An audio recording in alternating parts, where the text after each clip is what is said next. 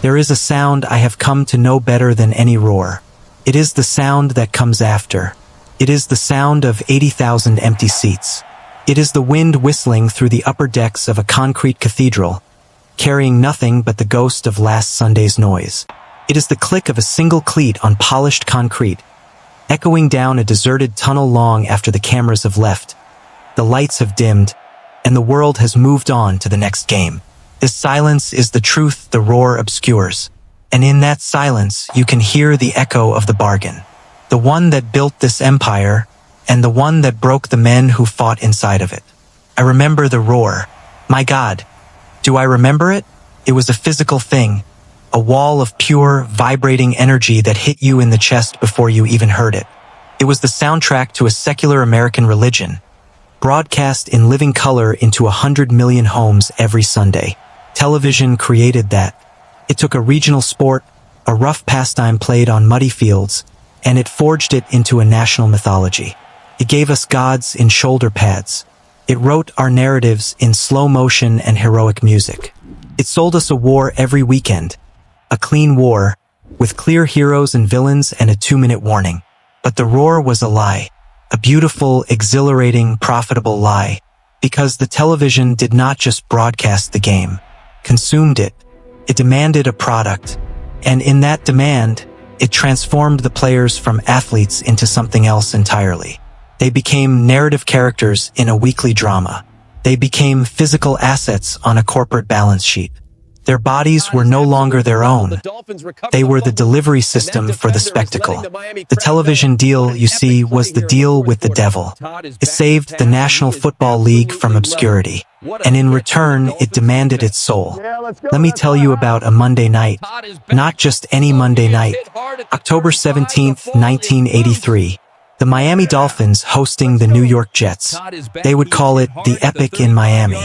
For most, the memory is of a thrilling, high-scoring overtime finish. For me, the memory is trapped in the second quarter. Jets quarterback Richard Todd takes the snap. He drops back, and from his blind side, Dolphins linebacker A.J. Dewey explodes through the line. The hit is brutal, perfect, and utterly silent on the tape. You see Todd's body go rigid, then limp, as he is driven into the hard orange bowl turf. He fumbles, the ball squirts free, and as he lies motionless on the ground, the camera, with a chilling instinct, does not linger on the fallen man. It follows the bouncing ball. It finds A.J. Dewey, who scoops it up and rumbles into the end zone for a touchdown. The crowd erupts. The music swells. The announcer's voice climbs with excitement. What a play by Dewey! And there, in the corner of the screen, a small, blurred figure in a white jersey is finally being attended to. Richard Todd had suffered a severe concussion. He was helped to his feet, led to the sideline, and vanished from the broadcast. The game, the narrative, the product, it did not stop. Could not stop. There was a commercial to air. There was a story to tell. The human being had become a piece of broken machinery, quietly removed from the assembly line so the show could go on. That moment, that precise alchemy of violence, entertainment, and clinical disregard, is the essence of the modern NFL. It is what the television deal bought. That is the haunting question that has chased me through a lifetime around this game. When did the game become a product? And what happened to the men inside the uniforms when it did? We watch them through a lens that flattens them. We see the speed, the violence, the triumph, the agony. We do not see the intravenous drip of Toradol before the game, a chemical carapace so a running back can't feel the stress fracture in his leg. We do not see the amphetamines handed out like candy in the 1970s. The greenies that turned men into manic, pain-free engines for 3 hours of broadcast time. We do not see the quiet pressure from a coach, from a front office, from the unspoken understanding of your own expendability that convinces a safety to hide his concussion symptoms because the Thursday night television audience is waiting. We created something called the TV player, a construct of impossible physics and narrative grit. We divorced him from consequence. We marveled at his ability to play through pain, never asking who was prescribing the pain or who was profiting from his silence. The television contract was the engine, and the human body was the fuel. This is the story of that original sin. This is not a story about a few bad hits or unfortunate injuries. This is a story about architecture. It is about how a business deal signed in a boardroom in the early 1960s built a machine of such immense power and profit that it could justify almost any human cost. It is the story of how the pursuit of the perfect broadcast, the perfect narrative, the perfect rating spike, rewrote the rules of medicine, of ethics, of basic human duty. We will go back to the beginning, to the moment the league looked at the flickering blue light in America's living rooms and saw not just an audience, but a lifeline. We will follow the money, a river of gold that grew from millions to billions, and trace its corrosive path through the training rooms, the locker rooms, and the minds of the men who played the game. We will meet the architects of the deal and the casualties of its success. This is an investigation into the contract that created the modern NFL, the one signed not with a network, but with the devil. This is the story of the television deal that saved football and sold its soul. The story of the modern National Football League is not written in playbooks or record books. It is written in contracts, specifically in a series of contracts signed with television networks, beginning in the early 1960s, that transformed a sport into a spectacle, a pastime into a product, and athletes into assets. This documentary posits a single central argument. Those television deals were both the NFL's salvation and its original sin. They provided the financial rocket fuel that propelled the league to its status as America's preeminent cultural and economic force. And in return, they demanded a price paid not in dollars, but in human bodies and minds. The television contract created a fundamental, irreconcilable conflict at the heart of the game. The conflict between the welfare of the player and the continuity of the broadcast product. For decades, the product won. This is the story of how that victory was engineered and of the broken men left in its wake. To understand the magnitude of the transformation, you must first understand the landscape before the deal. In the 1950s, the National Football League was a minor league operation in the shadow of baseball. It was a regional, often financially shaky collection of franchises. Teams played in baseball stadiums or dilapidated civic grounds. Players worked off-season jobs as salesmen, teachers, and construction workers to make ends meet. The college game, with its deep regional loyalties and pageantry, often commanded greater interest. The NFL was gritty, local, and fundamentally small-time. The survival was not guaranteed. Then, in 1960, the owners made a fateful decision. They hired a 33-year-old public relations man from Los Angeles named Pete Rozelle as their commissioner. Rozelle did not see 12 separate businesses. He saw one product. His visionary insight was simple and radical. The league's greatest asset was not its teams, but its games. And those games were a broadcast commodity. He understood that television was not merely a way to show football. Television was the way to sell football. His mandate was to centralize, to consolidate, and to sell. He would turn the NFL into a single, powerful entity speaking with one voice to the networks, to advertisers, and to America. This philosophical shift from a sports league to a broadcast content provider is the bedrock upon which everything else was built. The mechanism for this revolution was the 1961 Sports Broadcasting Act. Previously, the league's attempt to sell its television rights as a single package had been struck down in court as a violation of antitrust law. Individual teams were supposed to negotiate their own deals, but Rozelle and the owners lobbied Congress for a special exemption. They argued, successfully, that a collective television contract was essential for the survival of the sport, that it would ensure competitive balance by sharing revenue equally among all teams. Congress agreed. The act was passed, and with that, the gate was opened. In 1962, the NFL signed its first league-wide television contract with CBS. It was for $4.65 million per year. The figure seems quaint now. At the time, it was a staggering, transformative infusion of guaranteed capital. This was the bargain. In exchange for antitrust immunity and unprecedented wealth, the league granted television exclusive access and a profound degree of control. The game was no longer just a game, it was scheduled programming. It had to fit time slots. It had to hold audience attention. It had to sell cars and cigarettes and beer. The league had traded a piece of its soul, its autonomy, for a seat at the big table of American entertainment. The transformation was swift and total. The river of television money changed the physics of the sport. Player salaries, once meager, began to climb, raising the financial stakes of a career exponentially. Franchise values skyrocketed from the millions to the billions. The need to present a polished product spurred the construction of massive, concrete multipurpose stadiums, often with synthetic turf, designed as much for television sightlines as for live spectators. But the influence went deeper than economics. Television began to dictate the sport's very DNA. The schedule was crafted for broadcast. The creation of Monday Night Football in 1970 was a declaration that the NFL could command a weeknight primetime audience, inventing must-see television a decade before the term was coined. The rules of the game were subtly, then not so subtly, altered to suit the medium. In 1978, a series of offensive-friendly rule changes, restricting contact with receivers and liberalizing blocking for offensive linemen, were implemented explicitly to create more scoring, more passing, more highlights. The game became faster, more explosive, more television-friendly. The television timeout was invented, carving natural breaks into the flow of the game for commercial insertion, fragmenting the rhythm of play into digestible segments. The game itself was being re-engineered as a broadcast optimal product. And here we arrive at the central, chilling conflict. The television product demanded a specific kind of performance.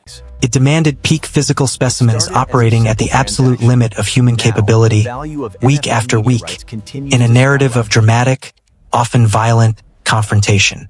The product's continuity was paramount. The star quarterback had to be on the field for the national broadcast. The marquee pass rusher had to play through the pain for the Sunday night audience. The league and the individual teams now faced a brutal business calculus. Their astronomical revenue depended on the quality and continuity of the televised product. The players were the indispensable yet frighteningly fragile components of that product. The systemic response was not to protect the component at the cost of the product. It was to maintain the component just well enough to keep the product running. This is the root of the Darkside. This is the origin point of the institutionalized culture of playing through injury, of the pharmacological management of pain, of the dismissal of concussions as getting your bell rung, of the entire medical and ethical apparatus that evolved not first to heal the player, but to service the broadcast. The human body became a logistical challenge in the distribution of a television show. Over the course of this documentary, we will trace the terrifying arc of this bargain from its giddy beginnings to its devastating consequences. We will begin with the intoxicating early days of televised wealth and the creation of the modern football star. We will examine how television, through its commentators and its partner NFL Films, crafted the Gladiator Mythos, romanticizing violence and selling it as valor. We will go inside the locker room to understand the systemic use of painkillers and stimulants that arose to meet television's relentless weekly demand. We will explore how the pursuit of the perfect broadcast environment led to the epidemic of injuries on synthetic turf. We will detail the league's conscious, decades-long effort to deny and suppress the science linking repetitive head trauma to catastrophic brain disease, because that science represented an existential threat to the product. We will follow the money as it explodes into the era of $100 billion rights deals, and see how that financial fortress has insulated the league from true accountability. And finally, we will meet the human cost, the men whose minds and bodies were spent as currency in this transaction, and the families who inherited the debt. This is the story of the greatest business success in American sports history, and it is the story of the bill that came due. This is the investigation into the moment football sold its soul for a television contract. The check arrived in 1962. It was from the Columbia Broadcasting System, and it was made out to the National Football League for $4.65 million. It was not a payment for a single game or for a season's worth of stadium advertising. It was an annual guarantee, a lump sum of cash delivered to the league office with the understanding that every game, every snap, every moment of drama and tedium on every field from Green Bay to Los Angeles now belonged to them. For the owners gathered in Pete Rozelle's New York office, this check was not just revenue. It was validation, it was survival, it was a future printed in black and white. For the players on those fields, it was something more ambiguous. It was the end of one life and the beginning of another. It was the moment they stopped being football players who happened to be on television and became television performers who played football. The blank check from CBS bought more than broadcasting rights. It purchased the league's central nervous system, and the first thing it commanded was absolute control. Before the check, the NFL was a loose confederation, a feudal system where the strong franchises in the big markets survived and the weak ones in places like Green Bay or Pittsburgh clung to life. Television deals were local, haphazard, and paltry. A player for the New York Giants might be seen by millions, while a star for the Baltimore Colts might be a rumor in his own city. The economic imbalance was threatening to tear the league apart. Pete Rozelle's genius, fueled by the new congressional antitrust exemption, was to wield that CBS check as a tool of radical centralization. The money would not go directly to the teams. It would flow to the league office, where it would be divided equally among all 12 franchises. Every team, regardless of its market size or win-loss record, would receive an identical share. At a stroke, Rozelle did not just create competitive balance, he created dependency. The owners were no longer independent businessmen. They were shareholders in a single corporation called the NFL, and their dividend was delivered by broadcast television. This was the consolidation of power. The league office was no longer a mere administrator. It was the headquarters, the brain trust, the sole negotiator for the most important revenue stream. The individual team owner surrendered a degree of autonomy on the altar of guaranteed wealth. And in doing so, they empowered Rozelle to become something no sports commissioner had ever been, the chief executive of a national media company. The effect on the players was immediate, profound, and brutally physical. The pre-television player was a part-time athlete. He worked in the off-season because he had to. He sold insurance, like the Green Bay Packers' legendary quarterback Bart Starr. He worked on the railroad like many of the Chicago Bears. He taught school. The football season was a passionate, punishing interruption in his year-round effort to make a living.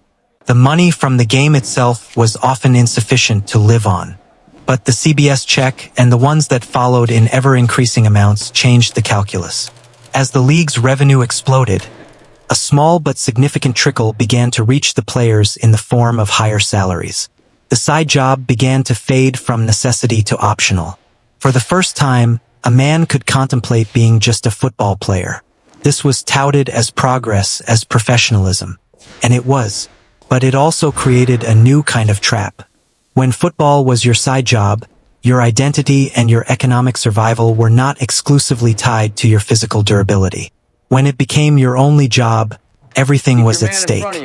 Your livelihood, your future, your very sense of self, now depended entirely on your body's ability to withstand weekly carnage and to please the television audience that was funding it. The financial stakes of injury were now total. A broken leg was not just a painful setback. It was a threat to your family's economic security. This created an internal pressure, a desperate willingness to do anything to stay on the field, that the league and the teams would soon learn to exploit. The blank check had made the player financially whole, but in doing so, it had made him psychologically vulnerable.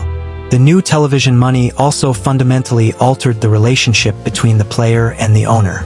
In the old model, an owner was a local businessman, often accessible, sometimes even paternalistic. The new model, fueled by network cash, created a distance. The owner was now a media magnate, his wealth and stature inflated by a national broadcast deal. The player was an employee, a line item in a budget funded by a distant corporation in New York. The dynamic became more corporate, more coldly transactional. The product on the field was now directly linked to a national revenue stream.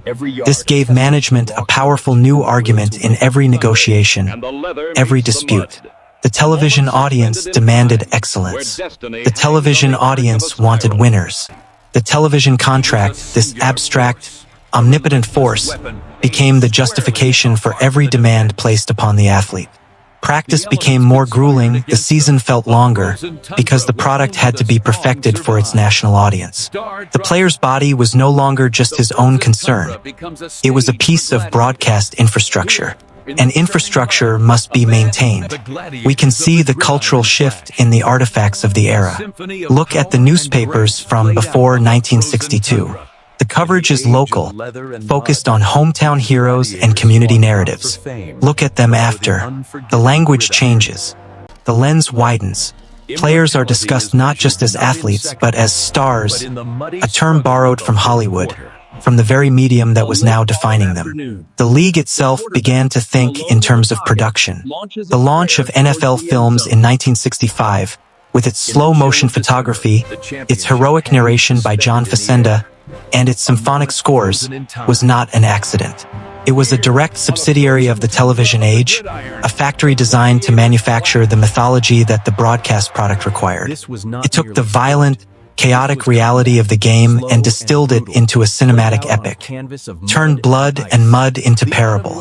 This was the league learning to control its own narrative, to feed the television beast with a perfected version of itself. The blank check had paid for the camera, and now the camera was beginning to dictate the action. By the end of the 1960s, the transformation was complete. The NFL was no longer a sport. It was a broadcast content empire. The players were full-time employees of that empire. The owners were its executive board, and the audience, sitting in their living rooms, had become its consumers. The foundational bargain had been struck. The league had accepted television's money and, in return, had granted it ultimate sovereignty over the game. The question that no one asked, the question that hung in the air like the haze of cigarette smoke in a 1960s press box, was a simple one. What does this new sovereign demand? The answer would become clear in the coming decade, as the league moved its product from Sunday afternoons into the heart of prime time, and discovered that the price of that coveted spotlight was an even greater sacrifice of the men who played in its glow. The blank check had been cashed. Now the installments on the debt would come due, not in boardrooms, but in the bones and the brains of the players themselves. The idea was considered absurd, even arrogant. Football was a Sunday afternoon ritual, a companion to falling leaves and church let out. Primetime television, the sacred hours between 8 and 11 p.m., belonged to America's families gathered around their single biggest household investment, the color television set. It belonged to comedies, to westerns, to dramas. It did not belong to sweaty men in helmets. To suggest otherwise was to misunderstand the very nature of American entertainment. And that is precisely what the National Football League, now flush with the confidence of its CBS money, decided to do. In 1970, ABC, the perennial third-place network, desperate for a foothold, agreed to a gamble. They would broadcast a professional football game every Monday night. This was not just another broadcast. This was an invasion. It was the NFL storming the beaches of primetime, declaring that its product was not merely a sport, but the greatest show on television. The creation of Monday Night Football was the moment the league fully embraced its identity as an entertainment conglomerate. It was the laboratory where the modern, hyper-commodified spectacle was born. And in that laboratory, the player completed his transformation from athlete to dramatic character. The experiment required a new kind of alchemy. A Sunday afternoon broadcast could rely on the game itself. Primetime demanded a show. ABC and the league understood this instinctively. They assembled a broadcast booth that was less a commentary team and more a traveling theater troupe. There was Keith Jackson, the folksy, reliable play-by-play man. There was Don Meredith, the former Cowboys quarterback, offering charming, ex-player insight. And then there was Howard Cosell. Cosell was not a sports announcer. He was a personality, a provocateur, a verbose, polarizing New York intellectual who treated the football field as a stage for human drama, sociology, and his own monumental ego. He didn't just describe the action. He critiqued it, psychoanalyzed it, and framed it within grand narratives. With Cosell, the game became a text to be deconstructed. A brutal hit was not just a tackle. It was a study in the controlled fury of the modern athlete. A quarterback mistake was not an error. It was a failure of leadership under the Klieg lights of a national reckoning. Cosell invented the language of sports as epic. He gave the audience permission to see the game as something more than a game. He made it important. And in doing so, he shifted the audience's focus. They weren't just tuning in for the score. They were tuning in for the Cosell soliloquy, for the drama between the men in the booth, for the feeling of being part of a massive national conversation happening in real time. The football field became a backlit. The players became actors in a live, unscripted, and increasingly high-stakes drama. This shift had profound consequences for the men on the field. In the Sunday afternoon world, a player's performance was largely measured by his coaches and the local press. On Monday night, his performance was judged by a national panel of entertainers. His every move was contextualized, dramatized, and fed into a narrative machine that cared little for his physical state or personal circumstance. You were no longer a middle linebacker. You were a menacing presence in the defensive secondary, a dark heart of the steel curtain. You were a character, and characters have arcs, have motivations, have reputations to uphold. The pressure to perform was no longer just about winning a game for your city. It was about justifying your role in the national storyline, about providing the highlight that would be discussed and dissected by Rozelle for a full minute of airtime. The Monday Night Football stage was the most coveted and the most terrifying in sports. To play poorly was not just a loss. It was a bad performance in a hit show, witnessed by tens of millions. This psychic burden was a new form of weight, an intangible pressure that sat atop the already crushing physical demands. The production itself evolved to serve the new primetime ethos. The cameras multiplied. Isolated shots on star players became standard. The sideline reporter was invented, creating a new channel for drama and injury updates that fed the narrative. The halftime show expanded from simple analysis into a magazine-style program, further packaging the league and its personalities as entertainment content. The game was sliced, diced, and reassembled as a televisual product. Pace was paramount. The broadcast became adept at filling the natural pauses, the time between plays, the injury timeouts, the measurement for a first down with analysis, replays, and sideline interviews. Dead air was the enemy. The human body's need for recovery, for a moment of quiet pain or reflection, was an inconvenience to the flow of the show. A player writhing in pain was not a medical emergency. He was a break in the action, a problem for the director to solve by cutting to a commercial or a pre-packaged highlight. The continuity of the broadcast was the supreme directive. Monday Night Football was an instant, colossal success. Its ratings demolished the competition. It became a cultural fixture, altering social schedules and water-cooler conversations across America. It proved, definitively, that the NFL was not just a sports league. It was a primetime television network's most valuable property. For the league, this was the final piece of the puzzle. They now owned the entire week. Sunday afternoon, Sunday night, and now Monday night. The river of television money became a flood. But with this triumph came a darker validation. The formula was clear. Drama, personality, and violence sold. Rozelle's theatrical narration often glorified the very violence that was breaking players down. The big hit was not a medical event. It was a dramatic climax. The audience was being taught, week after week, to crave the spectacle of collision, to see it as the punctuation mark of exciting television. The league had learned that the more it leaned into the theater of violence, the higher the ratings climbed. The primetime experiment was a resounding success. It had also written the next chapter of the bargain in indelible ink. The broadcast product's hunger for dramatic violence would now dictate the league's priorities, placing the human cost of that violence further and further into the shadows of the dazzling primetime lights. The show was a hit, and the actors were starting to break. The music swelled, the hits echoed in crystalline audio, and the mud and blood were rendered in a painterly, almost beautiful grain. This was violence as art. It was violence stripped of its human context, its pain, its fear. It was violence made safe for consumption, even aspirational. The players were no longer sons, fathers, or men with fears. They were warriors in a modern coliseum, their suffering transmuted into glory. NFL films didn't just film football. They wrote its scripture. And that scripture preached a gospel of beautiful violence. On the broadcast side, the commentators became the high priests of this new religion. Howard Cosell was the archbishop, but the language spread throughout every network. The lexicon of the game changed. A player wasn't injured, he was shaken up. A devastating hit wasn't dangerous. It was a textbook example of leverage and explosion. A concussion was getting your bell rung. A folksy, almost charming euphemism that trivialized a traumatic brain injury. The language served to contain the terror, to frame it within the comfortable narrative of competition. The most damaging term of all was toughness. The Gladiator Mythos equated the willingness to absorb and inflict pain with moral virtue, with manhood itself. A player who stayed in the game after a vicious hit was a warrior. A player who came out of the game was, by the subtle implication of the commentary, something less.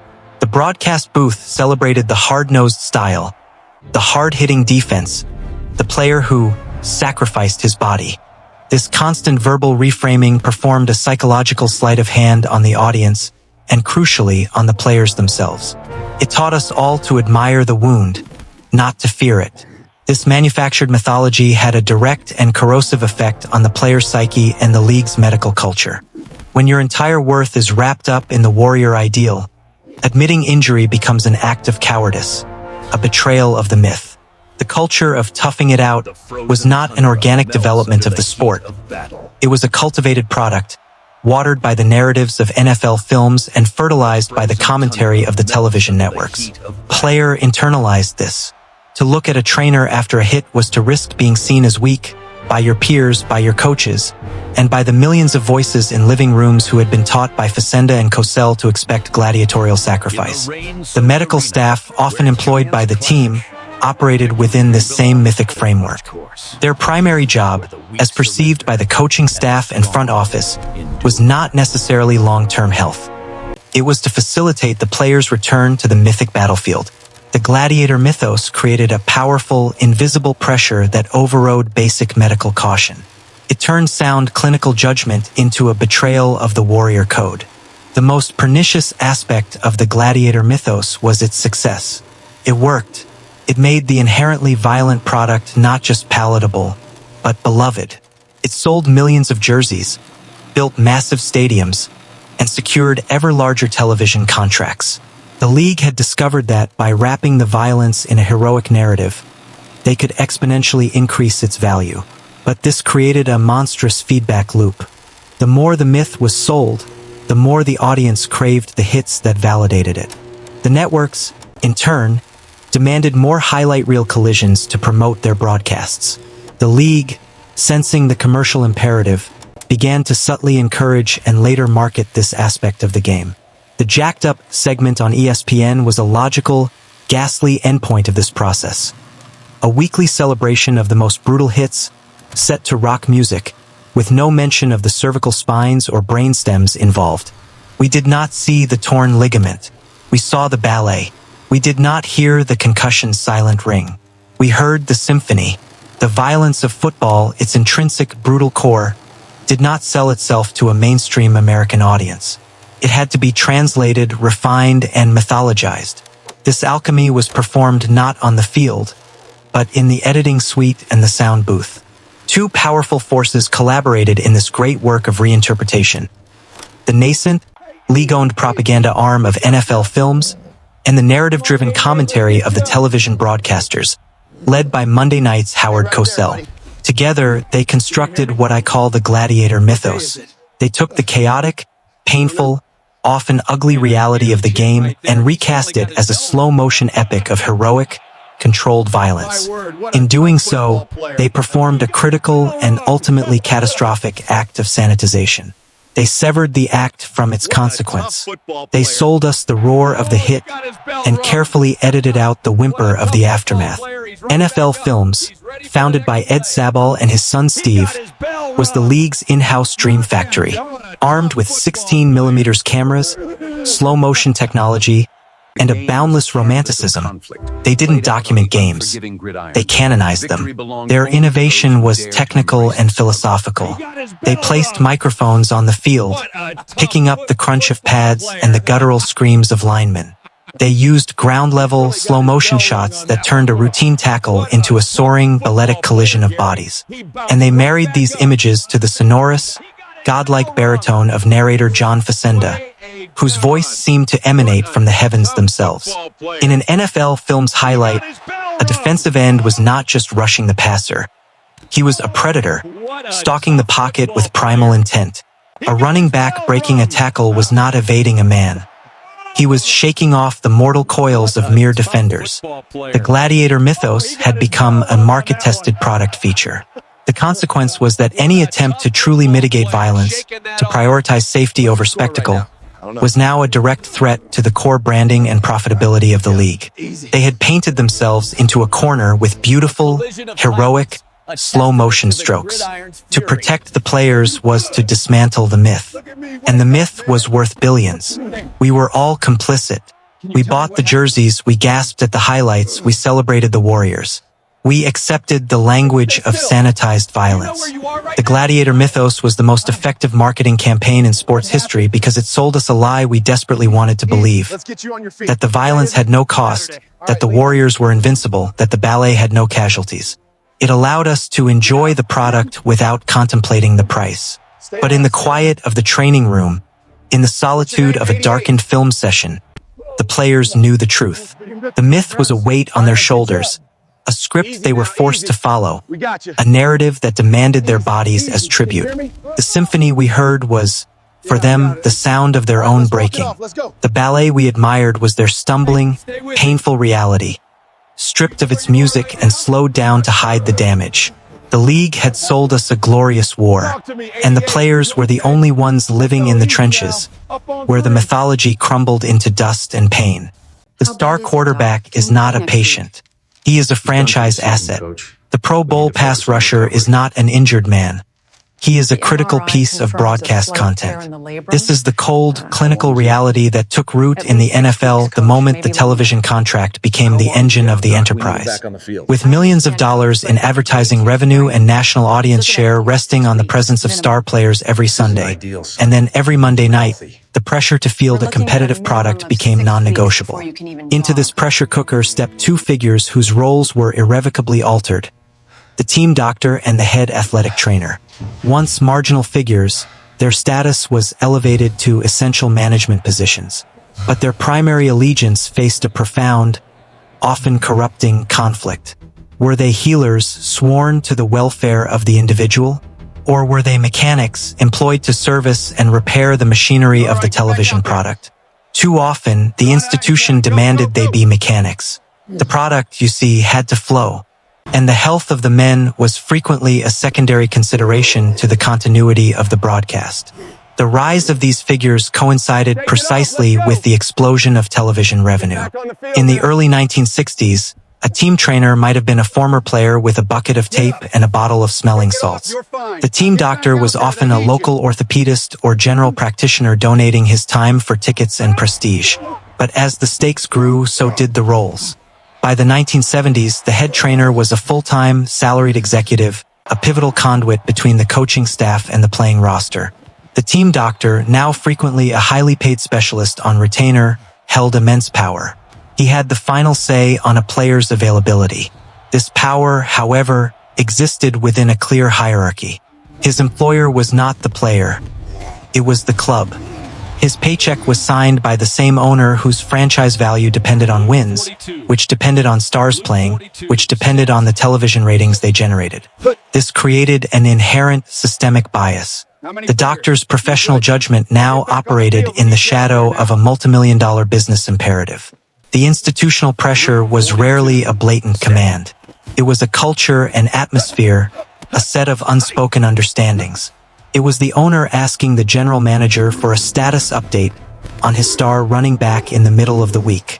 It was the head coach, his job security tied to weekly television performances, standing in the training room with his arms crossed, asking the trainer, "Can he go?" It was the player himself, indoctrinated in the Gladiator Mythos and fearing the loss of his starting job to the hungry rookie behind him, begging for a shot, a pill, anything to get back on the field. The doctor and trainer were the thin white line between this cacophony of pressure and the player's body, and the line frequently bent. The language of the training room evolved into a code. A player wasn't hurt, he was nicked up. A knee ligament wasn't torn, it was sprained, a notoriously elastic diagnosis. A concussion was a ding. This linguistic softening was not for the players' benefit. It was for the consumption of the coaching staff and, by extension, the media and the public. It created a plausible deniability, a way to justify putting a compromised asset back into the lineup. The tools of this trade were pharmacology and manipulation. The widespread use of the injectable anti-inflammatory Toradol became standard operating procedure by the 1990s. It was the Sunday shot. Players would line up for it like assembly line workers. Toradol didn't heal. It masked. It turned off the body's pain receptors, allowing a player with a significant high ankle sprain or a fracture to perform without feeling the damage they were exacerbating. It was a chemical override, a deliberate disconnection of the body's warning system, sanctioned by the medical staff to serve the needs of the game day product. Similarly, the cortisone shot was wielded not as a precise medical intervention, but as a blunt instrument to reduce inflammation just enough for a player to pass a fitness test on Friday and play on Sunday. The focus was acute functionality, not long-term repair. The goal was to get the player through the next 3 hours of broadcast time. What happened to the joint on Monday was a problem for another week. This system reached its most grotesque expression with head injuries. The team doctor or trainer on the sideline faced an impossible task. He had to assess a potentially concussed player in a matter of minutes, surrounded by the roaring crowd, with the television cameras zooming in, with the game hanging in the balance, and with the player himself, steeped in warrior culture, insisting he was fine. The infamous sideline concussion test of this era was often a pantomime, holding up fingers, asking what day it was, a perfunctory exercise designed more to satisfy a procedural requirement than to uncover a serious brain injury. The player who could remember the name of the president and touch his finger to his nose was deemed cleared, sent back into the fray to absorb the next hit. The television broadcast would commend his toughness. The product flowed uninterrupted. The doctor had performed his primary institutional function. He had returned the asset to the assembly line. We must understand that these doctors and trainers were, for the most part, not monsters. They were men working within a system they did not create, a system whose financial and cultural gravity was overwhelming. To stand against it was professional suicide. To tell a head coach his star quarterback couldn't play in a nationally televised divisional showdown was to invite replacement. The system was designed to produce this exact conflict and to resolve it in favor of the product. It created a class of medical professionals who became accomplices in a cycle of degradation, rationalizing their decisions with the language of sports medicine, but ultimately serving the logic of television economics. The player on the table was not just a body. He was a plot point in next week's episode, and the show, as everyone in the building knew, had to go on.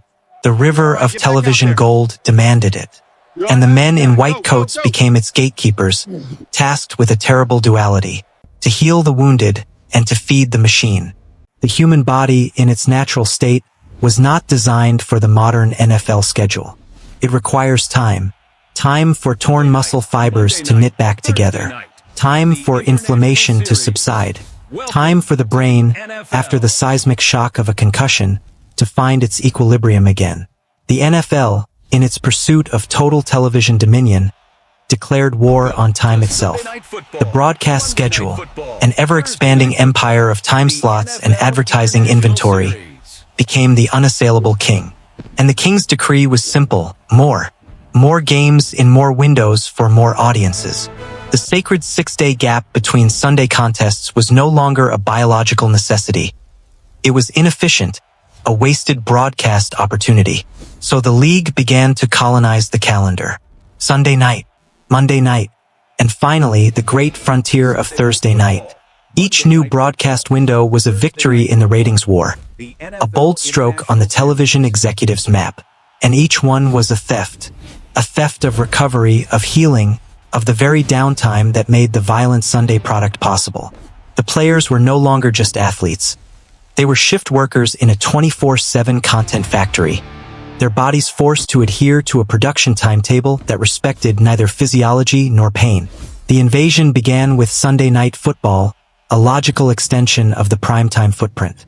Then came the international series, games in London, in Mexico City, later in Germany. These were not sporting events. They were global marketing expeditions and broadcast syndication plays, packaged for television and shipped overseas. They came with transatlantic flights, jet lag, and disrupted circadian rhythms, all layered on top of the physical toll of the game itself. But the most brutal assault on the body's clock was the creation of Thursday Night Football. Initially a novelty on the NFL network, it was such a lucrative concept that it was soon sold for billions to the broadcast networks. The logic was impeccable from a television perspective. It gave the networks a primetime NFL property, it gave advertisers a third weekly national showcase, and it gave fans a football fix to break up the week. The logic from a human perspective was non-existent. A player finishing a game on Sunday, perhaps absorbing 30 or 40 full-speed collisions, now had approximately 3.5 days to recover before doing it all again on Thursday night.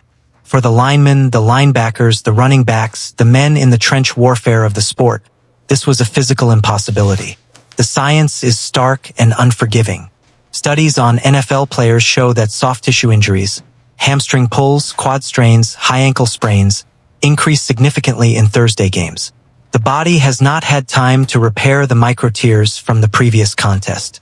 Players report feeling like they are running in sand, their muscles heavy, unresponsive, and vulnerable. The brain is in an even more precarious state. Emerging research suggests the brain does not fully recover from the subconcussive trauma of a game for at least 5 to 6 days. Playing on Thursday guarantees that a player enters the next game with a brain still actively healing from the last one, making it more susceptible to catastrophic injury from the next hit. The league's own injury data, which they reluctantly publish, has consistently shown a higher rate of injuries on Thursday nights, particularly musculoskeletal injuries. This is not an anomaly. It is a predictable outcome of a schedule designed by broadcast executives, not physiologists. The league's response to this self-created crisis has been a masterclass in corporate public relations. They point to advanced recovery technology, cryotherapy chambers, hyperbaric oxygen tents, leg compression sleeves. They have implemented recovery protocols and mandated days off. This is theater. It is the application of high-tech band-aids to a gaping systemic wound. This is theater. It is the application of high-tech band-aids to a gaping systemic wound. No amount of cold therapy or protein shakes can condense a biological healing process that requires days into a 72-hour window. The players know this. They speak of Thursday games in the language of survival, not competition. It is not about winning. It is about enduring. Veteran players describe a pervasive sense of dread leading up to these games, a knowledge that they are entering the arena compromised, that their bodies are betraying them because the schedule has betrayed their bodies first. The game itself becomes a slower, uglier, more dangerous product, played by exhausted men on the edge of breakdown. The very spectacle the broadcast is meant to sell is diminished by the schedule that enables it. This expansion is the purest expression of the original television bargain's logic. The product must not only flow, it must flood. Every hour of the week is potential inventory. The body's need for rest is an obstacle to revenue maximization, and so it is engineered around, medicated through, and ultimately ignored. The Thursday night game is a billion-dollar television contract. It is also in the cold calculus of the league an acceptable loss. The loss is not financial. It is the accumulated wear and tear on the players, the shortened careers, the exacerbated injuries, the heightened risk. These are externalities, costs borne not by the league office or the network, but by the individual athletes. The schedule is king because it prints money. And in the kingdom of television, the health of the serfs is a secondary administrative concern. The broadcasts are scheduled years in advance. The ad slots sold for astronomical sums. The players are simply told when to perform. The machine demands constant output. And the human body, magnificent and resilient as it is, has become the limiting factor in an economic model that recognizes no limits. The king has declared a new game day, and the players must answer the call, even if their bodies are screaming for a ceasefire. It looked perfect. A flawless, emerald green carpet, unblemished by mud, divot, or weather, under the blazing artificial lights of the new, television-friendly dome stadiums of the 1970s. It was a broadcast director's dream. No rain delays. No muddy uniforms to obscure logos. A consistent, vibrant backdrop that made the colors of the uniforms pop on the new color television sets. This was AstroTurf, and it was sold as progress, as modernity, as the future of the sport.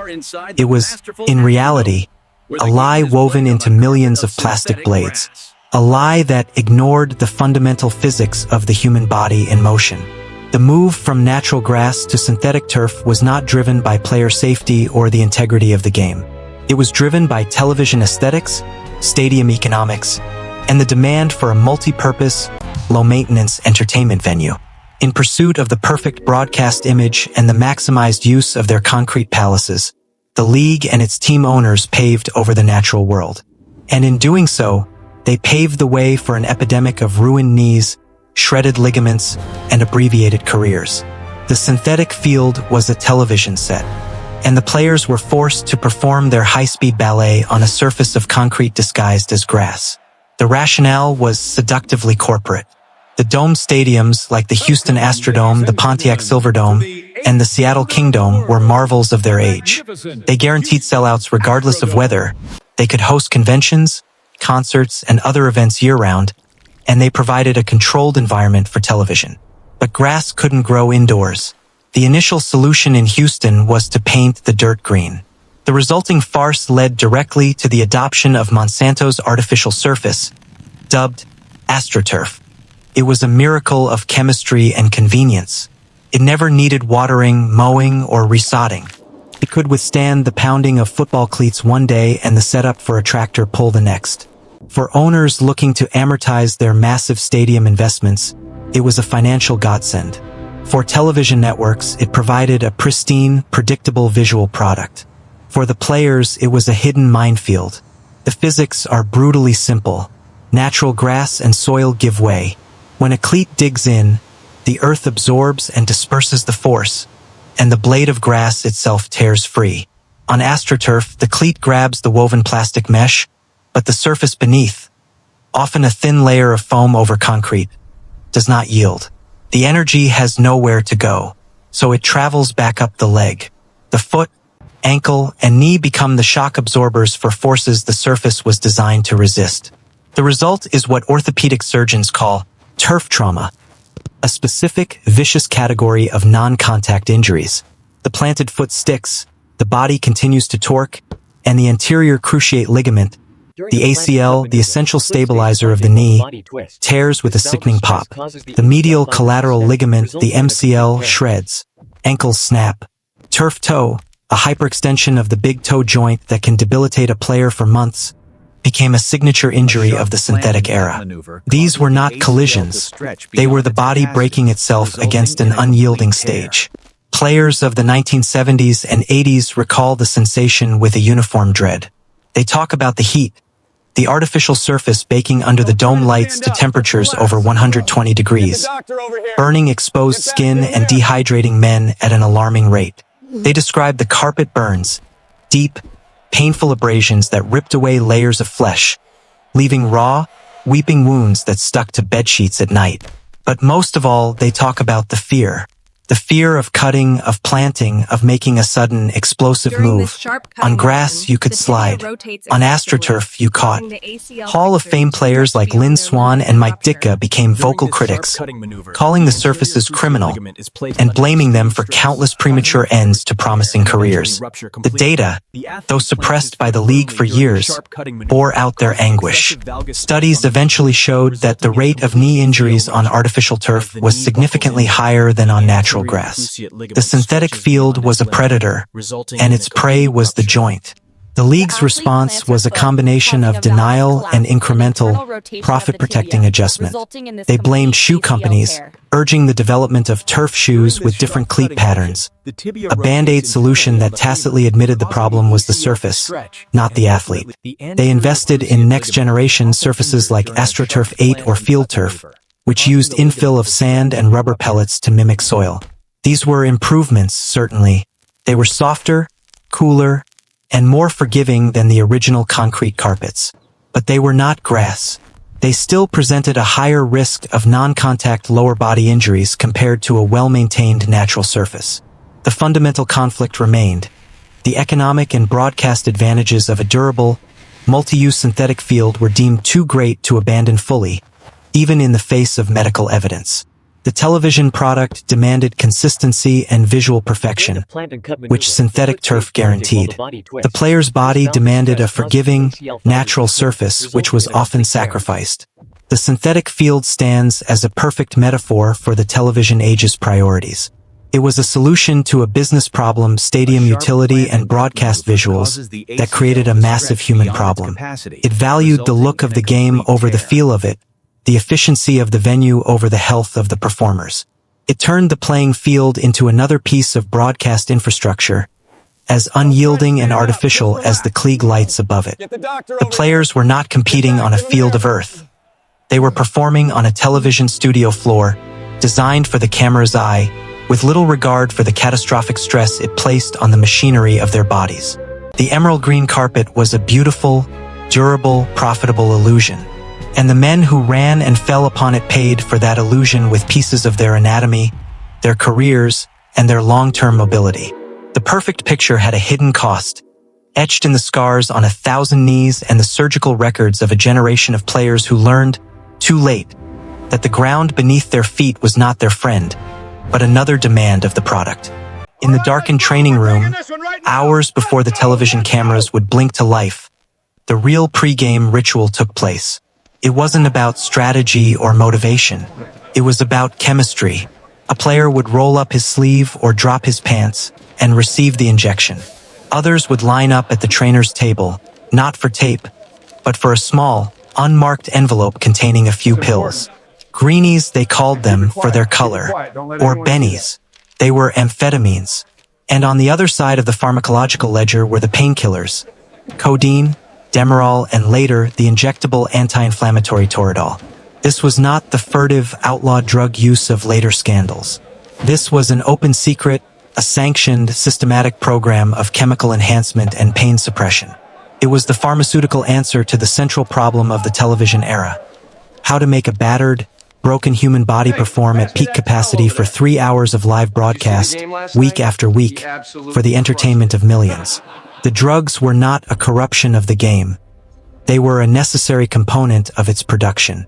They were the chemical engineers that kept the broadcast machinery running. To understand the ubiquity of greenies is to understand the physical impossibility of the NFL schedule, even before Thursday nights.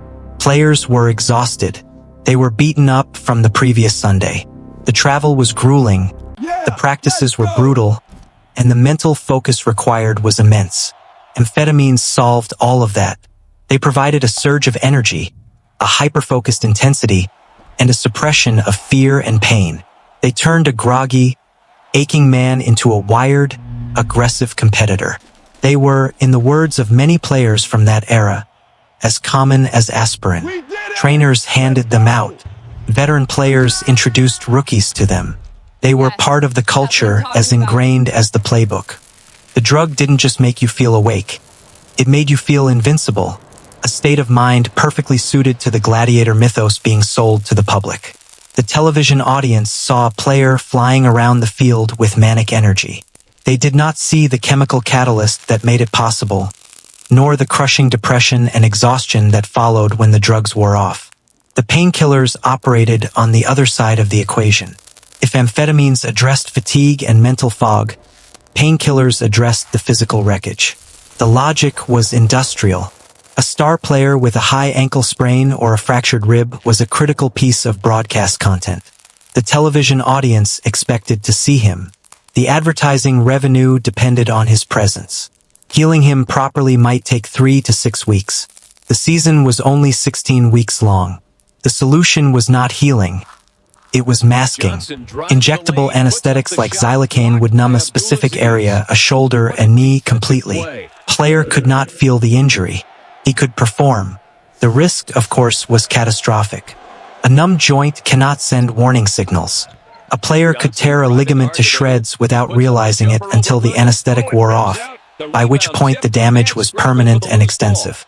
Later, the rise of Toradol offered a more systemic solution. It was a non-steroidal anti-inflammatory so powerful it was restricted to short-term hospital use in most of the world. In the NFL, it became the Sunday shot. It didn't target one injury. It turned off the body's entire pain response. Players described taking it and feeling like they were floating, detached from their own physical reality. It allowed them to play through multiple injuries simultaneously, to be the warriors the mythology demanded, while turning their bodies into silent, suffering vessels. The medical staff was the gateway for all of this. The team doctor wrote the prescriptions. The trainer dispensed the pills and administered the injections. Their compliance was not a rogue act. It was a fulfillment of their institutional role. The coach needed players on the field. The owner needed a product for television. The medical staff facilitated it. There was no informed consent in any meaningful sense.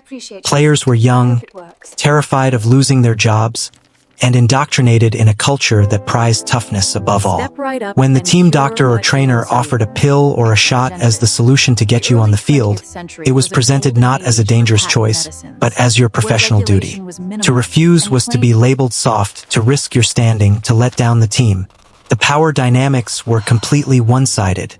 This was not a street corner transaction. It was a workplace hazard, sanctioned by management. The consequences of this chemical era have rippled through generations. The amphetamine use led to addiction, to devastating crashes, and to long-term psychological and neurological issues for countless players. The painkiller use created a pathway to dependency. Many players, their bodies wrecked and their pain receptors scrambled by years of suppression, left the game already addicted to opioids, prescribed by the same team doctors, leading to public health crises and private tragedies. The league has since implemented stricter drug policies and pain management protocols. But the genesis of those policies lies in the billion-dollar television contracts that made players too valuable to rest and injuries too expensive to acknowledge. The chemistry was for the camera. It was a technological fix for a human problem, a way to bypass the body's natural limits in service of the broadcast. The players were the test subjects in a long, unregulated experiment. The goal was not their health. The goal was to produce a chemically enhanced, pain-free performer for 3 hours of primetime television. And for decades, the experiment ran without oversight, without ethics, and without regard for the broken men who would someday have to live with the side effects long after the final television rating had been tallied. In 1993, a seismic tremor reshaped the entire landscape of American television and, by extension, the National Football League. Rupert Murdoch's upstart Fox network, hungry for credibility and live sports content to build a 7-day-a-week schedule, did the unthinkable. They outbid the venerable CBS for the National Football Conference broadcast package. The price was astronomical, $1.58 billion over 4 years, nearly double what CBS had been paying. For the NFL, it was a windfall beyond imagining. For the culture of the sport, it was a point of no return. The Fox deal was more than a new contract. It was a declaration of total war in the television marketplace. It signaled that NFL broadcast rights were no longer just valuable. They were the most valuable commodity in entertainment. And in a war for ratings, for attention, for sheer visceral impact, the league and its new, brash broadcast partner made a conscious, calculated decision. If television had once sanitized violence with myth, it would now sell it raw. The 1990s became the decade of the big hit. The marketing, the commentary, the very soul of the broadcast product turned explicitly toward the celebration of destruction. We entered the jacked-up era, and the human cost of the highlight was about to be itemized in broken spines and scrambled brains. Fox arrived not as a respectful steward of tradition, but as a disruptor. They brought a youthful, irreverent, and aggressively theatrical energy to the broadcast booth. They deployed new, flashy graphics, the Fox box score permanently on screen, and a bombastic style that treated the game less like a sporting contest and more like a rock concert. But their most significant innovation was philosophical. They understood that, in a crowded media environment, you had to sell the sizzle. And the sizzle was violence. The network and the league, now partners in this new gold rush, began to market the product differently. Promotional spots focused not on elegant passing or strategic nuance, but on thunderous collisions. Slow-motion replays of wide receivers being obliterated over the middle became a staple. The language of the commentators shifted. Phrases like, "He got jacked up," or "What a hit," replaced more technical descriptions. The big hit was no longer a byproduct of the game. It was the product's most marketable feature. It was the clip they could show all week to promote the next game. It was the adrenaline shot that kept viewers from changing the channel. This marketing strategy reached its grotesque, logical conclusion with ESPN's Jacked Up segment on its flagship Monday night countdown show. Aired in the hours before the Monday night game, it was a weekly compilation of the most brutal hits from the previous Sunday's action, set to pounding rock or rap music. There was no analysis of technique, no discussion of penalties or player safety. It was a pure, unadulterated highlight reel of human collision, presented as entertainment. Hosts like Stuart Scott and Tom Jackson would whoop and holler as linebackers decapitated unsuspecting receivers. The segment was a ratings monster. It was also a moral catastrophe. It took the league's internal culture of celebrating toughness and broadcast it to a national audience, legitimizing and monetizing the very violence that was crippling players. It taught a generation of young fans that the ultimate expression of football prowess was not a perfectly thrown ball, but the ability to inflict neurological trauma on an opponent. The players featured were not praised for their skill. They were praised for their capacity to destroy. On the field, the effect was palpable and dangerous. Defensive players, seeing the culture celebrate the knockout blow, began to target the head and neck area with increasing frequency. The helmets-to-helmet hit, once a penalty and a disgrace, became a badge of honor, a surefire way to make the jacked up real and earn a reputation as a feared defender. Wide receivers and running backs, the victims of these highlights, were placed in an impossible position. The rules of the game, still geared toward offensive explosion for television, forced them to venture into the middle of the field, where they were defenseless against linebackers and safeties taught to seek the highlight. The term defenseless receiver entered the lexicon as a clinical description for a man about to be sacrificed for a television segment. The league's response was tepid and conflicted. They would issue fines sometimes, but the highlight would still be played on a loop across every sports network. The punishment was a cost of doing business. The fame from the hit was the reward. The message was clear. We will penalize you on Monday, but we will celebrate you on Sunday and Tuesday and all week long. The Fox deal and the jacked up era represented the final, complete merger of football and television entertainment. The broadcast was no longer a presentation of the sport. The sport was being consciously shaped to provide moments for the broadcast. The economic engine was now so powerful, so insatiable, that it demanded a more intense, more violent fuel. The players were caught in the middle, incentivized by the culture and their own competitive instincts to deliver the very product that was shortening their careers and threatening their minds. The television networks, led by Fox's disruptive cash, had won the war for the NFL's soul. They had proven that violence, packaged with slick production and rock music, was the ultimate ratings winner. And the league, drunk on the billions, embraced it. The warning signs were there. The increasing concussion rates, the early retirements of skilled players, the whispers about brain trauma, but they were drowned out by the roar of the crowd on the broadcast and the kaching of the cash register. The war for ratings had been won. The war on the players' bodies had just entered its most savage phase. For years, the league operated on a simple, comforting lie. The lie was that a concussion was a short-term event, a fleeting disruption. You got your bell rung. You saw stars. You shook it off. You were a warrior. This lie was not born of ignorance. It was cultivated. It was protected.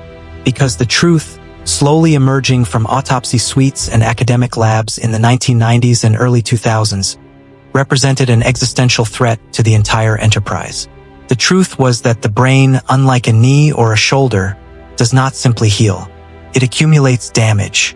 And the repeated subconcussive and concussive trauma inherent to football, the very violence the television product had been built to market, was causing a catastrophic, degenerative brain disease called chronic traumatic encephalopathy, or CTE.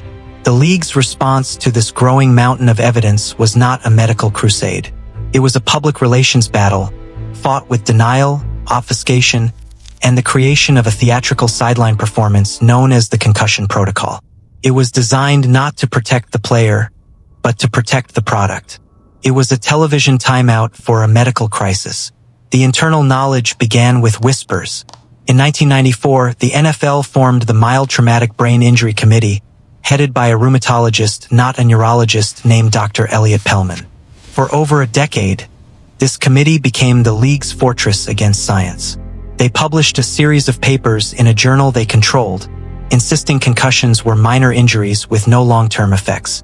They dismissed and attacked independent researchers like Dr. Bennett Omalu, who first identified CTE in the brain of Hall of Famer Mike Webster in 2002. Omalu's findings were met not with curiosity, but with a vicious campaign of character assassination and scientific dismissal orchestrated by the league's hand-picked committee. The league's message was clear and consistent. The science was flawed, the risk was minimal, and football was safe. This was not a scientific debate. It was a corporate containment strategy. Every year of denial was another year of billions in television revenue uninterrupted, another year of parents putting their sons in peewee leagues, another year of players taking the field unaware of the time bomb ticking in their skulls. The lie was a business necessity. As public pressure mounted from grieving families and damning media reports, the league could no longer outright deny. They had to be seen to act. Thus was born the modern sideline concussion protocol. On the surface, it was a symbol of progress. Trained spotters in the booth, independent neurologists on the sideline, a series of tests to evaluate a player's cognitive function. But in practice, within the cauldron of a live, televised game, it often devolved into theater. The evaluation was conducted in full view of the cameras, with millions watching. The player, steeped in a lifetime of gladiator culture and fearing the loss of his job, had every incentive to lie. The team doctor, employed by the club and feeling the pressure of the score and the clock, had every incentive to clear him. The tests themselves, reciting the months backwards, remembering a short list of words, could be memorized or faked by a highly motivated athlete. The entire process, often crammed into a few chaotic minutes on the sideline, was less a medical diagnosis and more a hurried ritual to achieve a predetermined outcome, getting the star player back into the broadcast. The concussion check became a dramatic subplot in the television show. Would he pass? Would he return? The audience held its breath, and when the player trotted back onto the field, head slap on the helmet from a teammate, the crowd roared its approval. The warrior had passed the test. The show went on. The theater was a success. This theatrical protocol served a dual purpose. Provided the league with plausible deniability. We have a protocol, they could say. We are doing everything we can. It shifted the burden of proof onto the player in the moment of maximum vulnerability and pressure. And most cynically, it sanitized the injury for the television audience. The complex, terrifying reality of a brain injury was reduced to a brief, dramatic interlude. A commercial break in the player's personal narrative. The audience saw the process, saw the player return, and felt reassured. The danger had been managed. The product was safe. But the truth was that the protocol was often a filter, designed not to catch every brain injury, but to catch only the most blatantly obvious ones, the ones where a player couldn't stand up. The subtler concussions, the ones that didn't produce a dramatic fall, slipped through. The cumulative damage continued. The league's actions during this period stand as one of the most profound betrayals in the history of sports. They possessed early, alarming internal data. They chose to bury it, to fund counter-research, to create a committee whose purpose was not discovery but defense. They prioritized the uninterrupted flow of their television product over the long-term health of the men who created it. The sideline concussion protocol was the final piece of this betrayal. A performance of care designed to mollify the public and the courts, while the fundamental economics of the game, which demanded violent collision, remained unchanged. They created a medical theater to distract from a medical catastrophe. The player on the sideline, squinting in the bright lights, trying to remember what month it was not a patient receiving care. He was an actor in a carefully staged drama, one meant to convince the watching world that the game was under control, that the risks were managed, that the show could go on. And for a long, long time, the audience believed the performance. The truth, however, was waiting in the brains of the fallen, and it would not stay buried forever. The quarterback is the sun around which the entire NFL solar system orbits. He is the protagonist in the weekly television drama, the face of the franchise, the guarantor of ratings, and the single most valuable commodity on the field.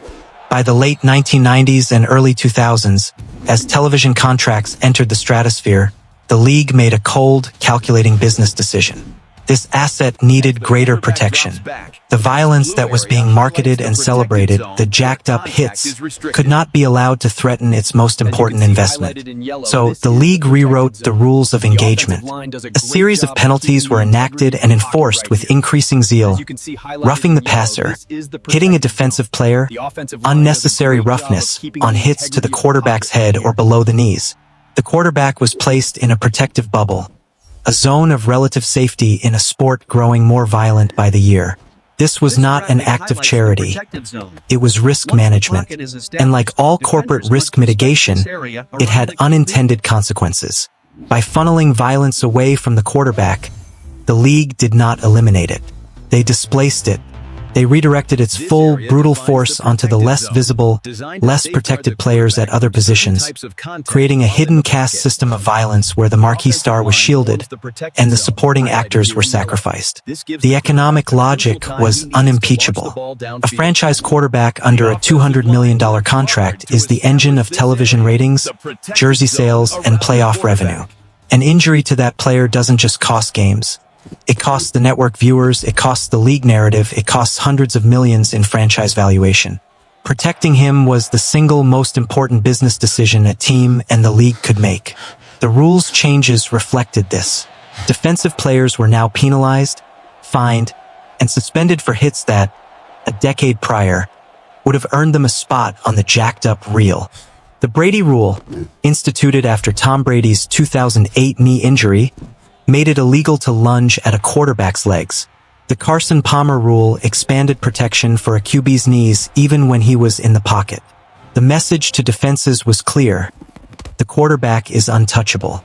The game's physics, however, are immutable. The energy of a pass rush, the aggression of a defense, does not simply vanish. It must go somewhere. It went to the running backs and wide receivers. With defensive ends and outside linebackers constrained in how they could attack the quarterback, they turned their fury toward the other skill players. The big, highlight reel hits didn't disappear. They migrated.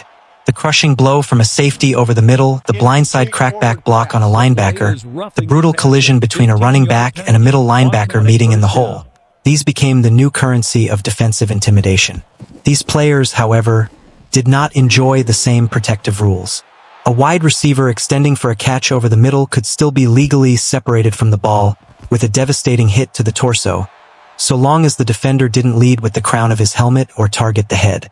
The defenseless receiver rule existed, but its application was inconsistent and often came after the fact. A fine on Tuesday for a career-altering hit on Sunday. The violence was pushed downstream onto men whose jerseys didn't sell as well, whose faces were less recognizable, and whose injuries were less catastrophic to the television product's bottom line. Most tragically, the violence was internalized among the linemen. The trenches became a silent, savage war of attrition, completely obscured from the television camera's primary focus. With rules limiting how and where you could hit the quarterback, the battle between offensive and defensive linemen grew more vicious and technically brutal. Holding, clipping, and chop blocking, often dangerous techniques aimed at knees and legs, became more prevalent as offensive linemen fought to maintain the sacred pocket. Defensive linemen, in turn, employed every legal and gray area move to collapse it. This is where the real, grinding, cumulative damage occurred. The micro-concussions on every snap from helmet-to-helmet collisions in the pit, the shredded knees from cut blocks, the chronic joint pain from wrestling at close quarters play after play. This violence was invisible to the casual viewer. The camera followed the ball, and the ball was usually in the hands of the protected quarterback or the targeted receiver. The linemen, the game's blue-collar laborers, absorbed the displaced violence in 1,000 unseen collisions, suffering the highest rates of long-term cognitive issues and debilitating orthopedic injuries, all while operating in the shadows of the stars they were paid to protect. This created a stark, unspoken hierarchy on the field. The quarterback was a porcelain doll in a museum, surrounded by velvet ropes and alarm systems.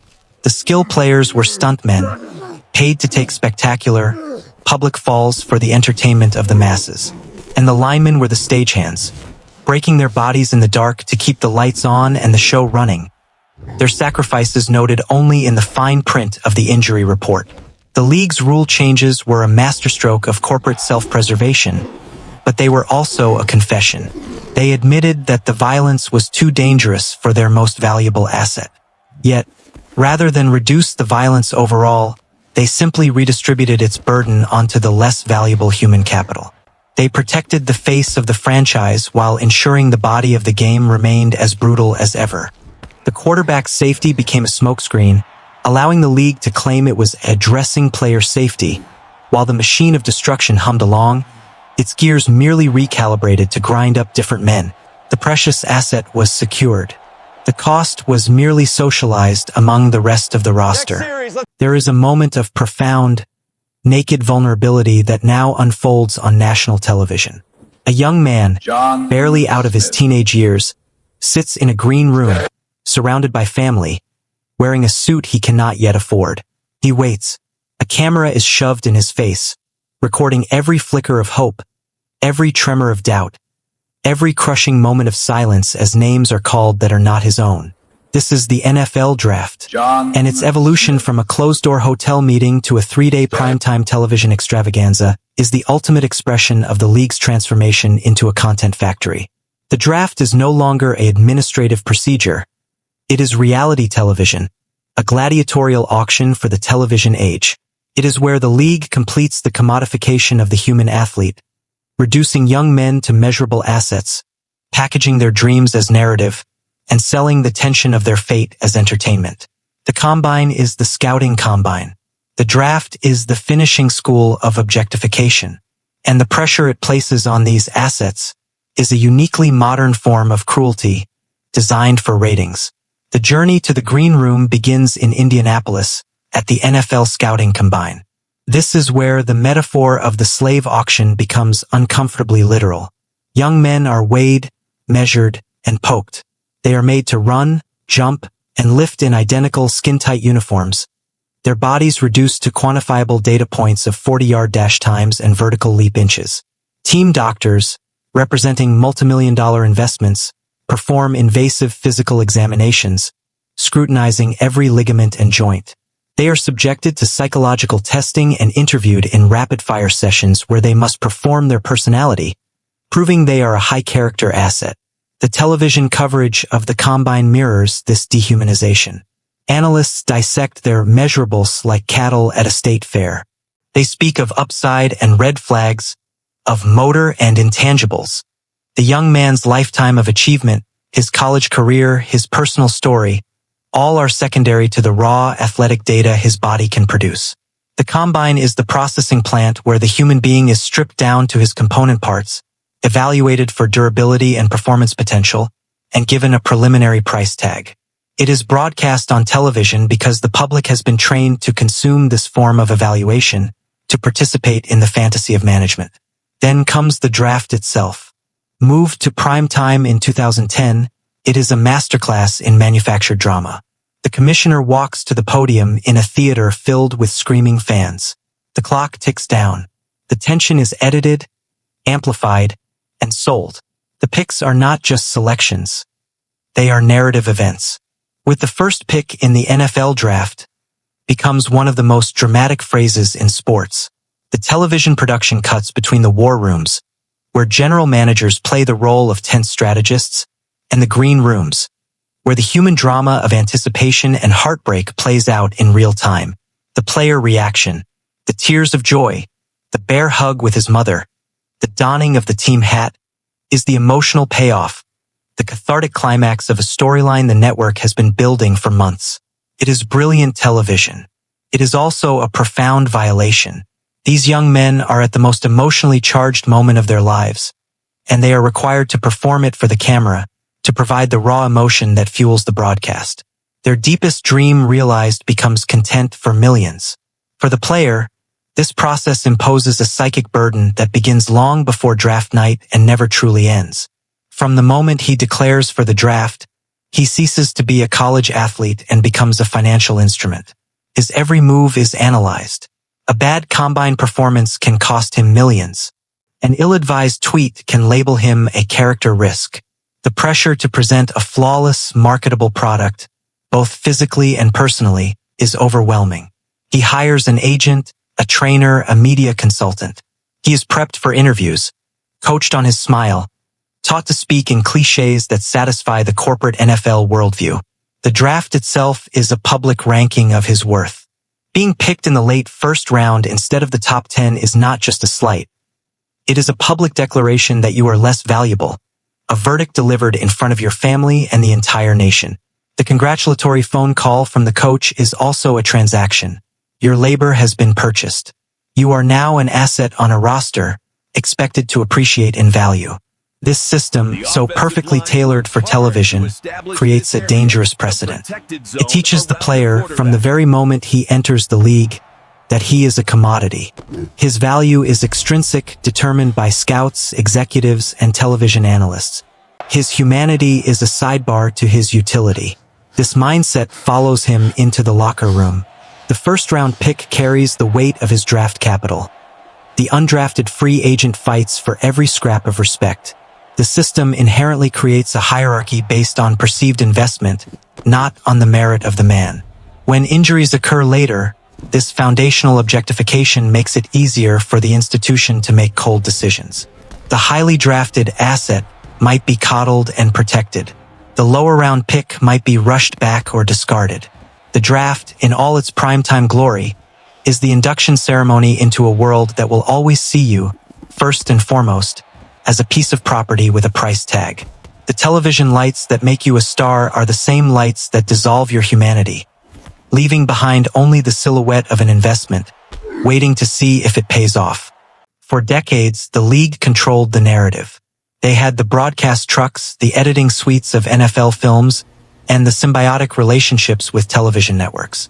A devastating injury was a momentary break in the action, a cutaway to a commercial, a brief, somber mention from the commentators before the focus returned to the game. The aftermath, the cart, the ambulance, the long rehabilitation happened off camera. The public saw only what the league wanted them to see. The glory, the myth, the sanitized version of violence. Then, the internet changed everything. Specifically, YouTube, social media platforms, and the smartphone in every fan's pocket shattered the league's monopoly on imagery. For the first time, the raw, unfiltered, and repetitive reality of the sport's brutality could not be contained. A catastrophic injury wasn't a fleeting broadcast moment. It was a digital artifact, available to be watched, rewatched, analyzed, and shared millions of times, from 1,000 different angles, in perpetuity.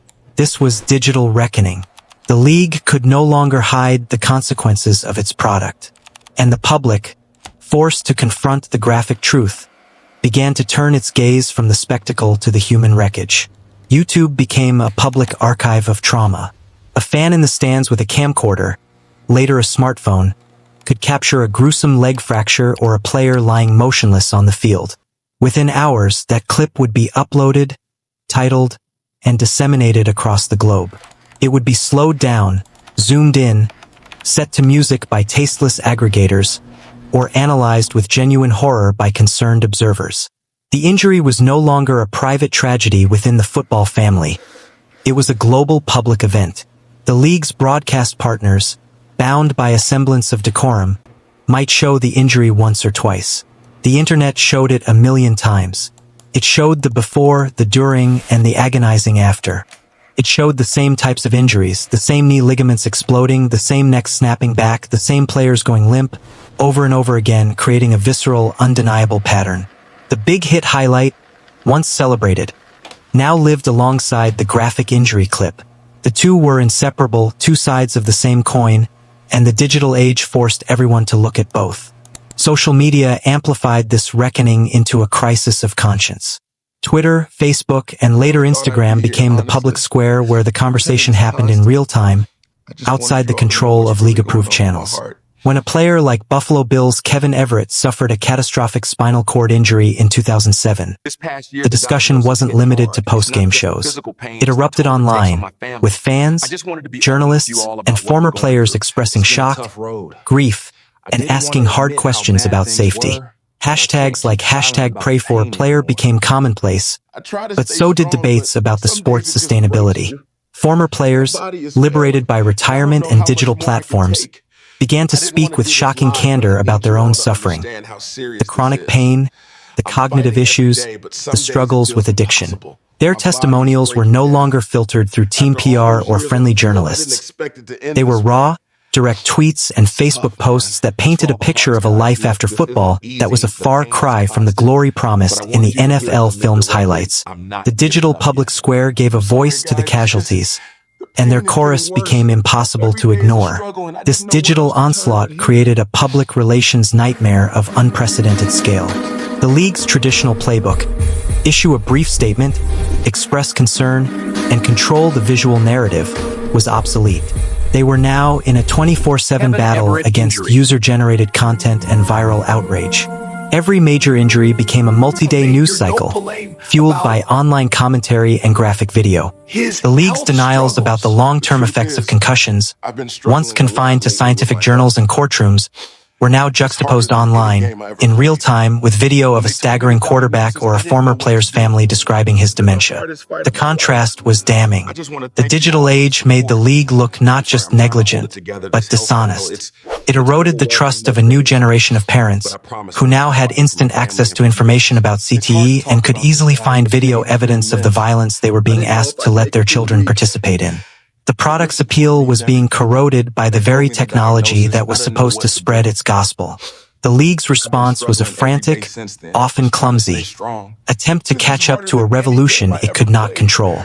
They hired social media teams, created their own digital content, and tried to steer the conversation back to the positives of the game. They implemented new safety rules with great fanfare, knowing each change would be debated endlessly online. But the genie was out of the bottle. The digital age had democratized the evidence. It had given a global megaphone to the victims and the critics.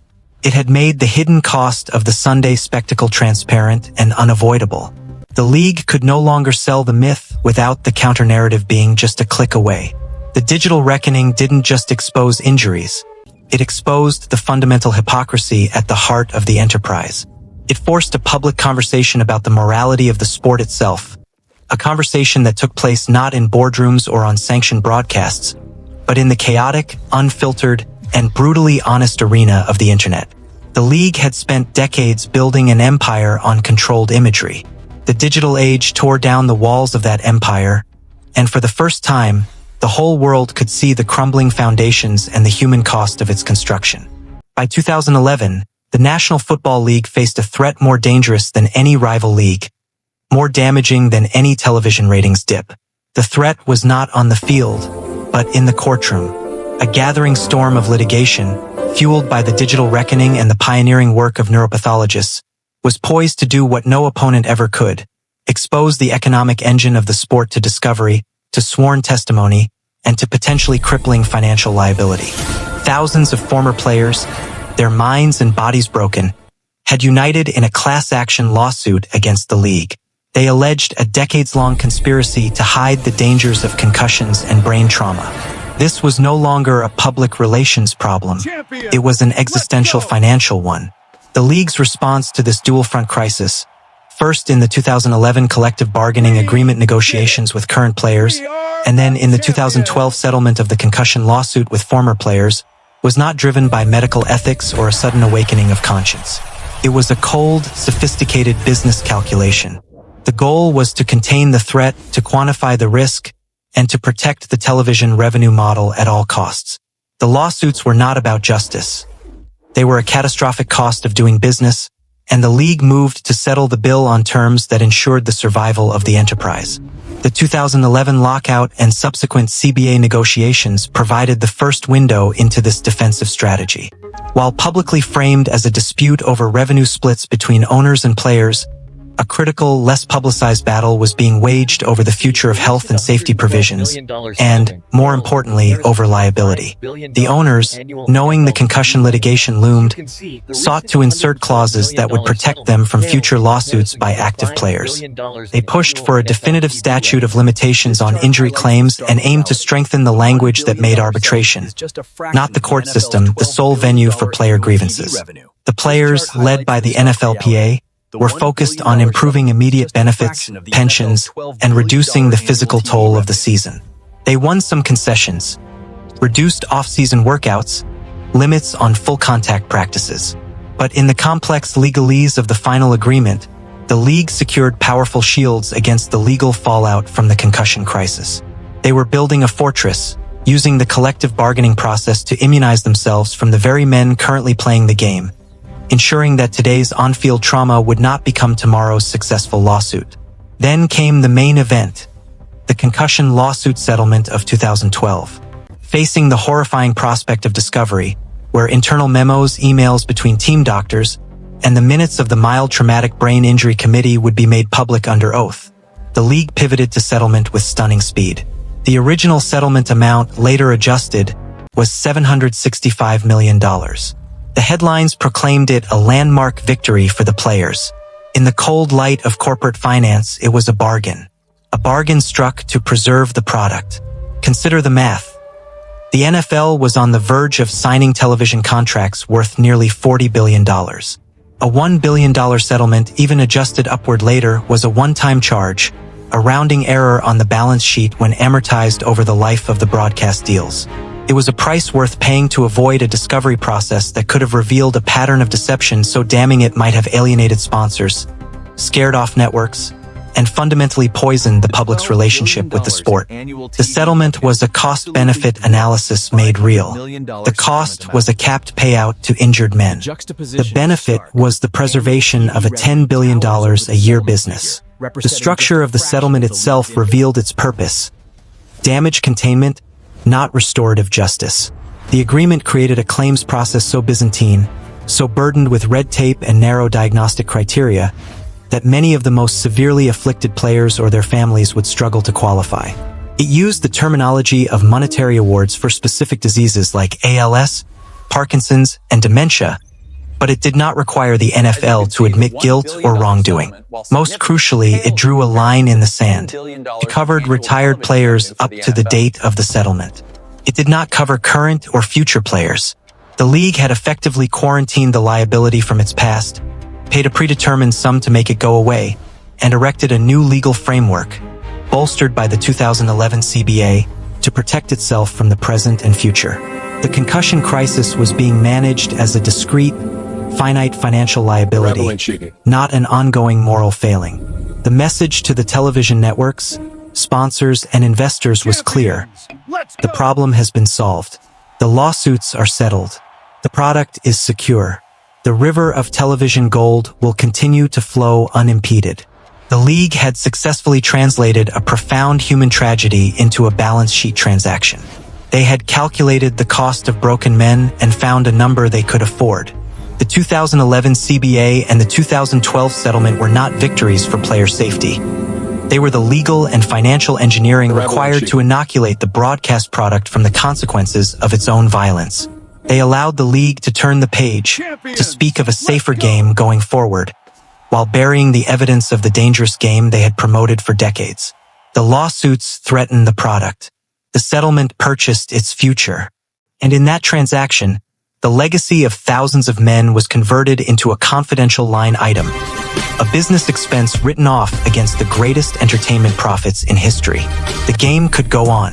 The checks from the networks would clear, and the price, it seemed, had already been paid. The television screen has always been a barrier, a filter between the spectator and the violence. But in the 21st century, that barrier didn't just filter. It transformed. The live football broadcast, once a straightforward presentation of a game, evolved into a hyperstimulated, gamified, and profoundly addictive secondary experience. Two innovations epitomize this final stage of abstraction: the explosive rise of daily fantasy sports and the creation of the NFL Red Zone channel. These were not mere additions to the viewing experience. They were radical reimaginings of the product. They shifted the viewer's focus from the narrative of competition, from the teams and the players as human entities, to a purely statistical, financial, and sensory spectacle. They completed the final severance. The viewer was no longer a witness to a sport. They were a participant in a personal video game, a day trader in human performance, utterly disconnected from the physical cost of the data points flashing on their screen. The violence wasn't sanitized. It was made irrelevant. Daily fantasy sports platforms, led by companies like FanDuel and DraftKings, turned every NFL game into a personal stock market. The player ceased to be a man with a history, a family, or a body accumulating damage. He became an asset class. A wide receiver was reduced to a projected point total and a salary cap number. His value was determined by matchup analytics and target share.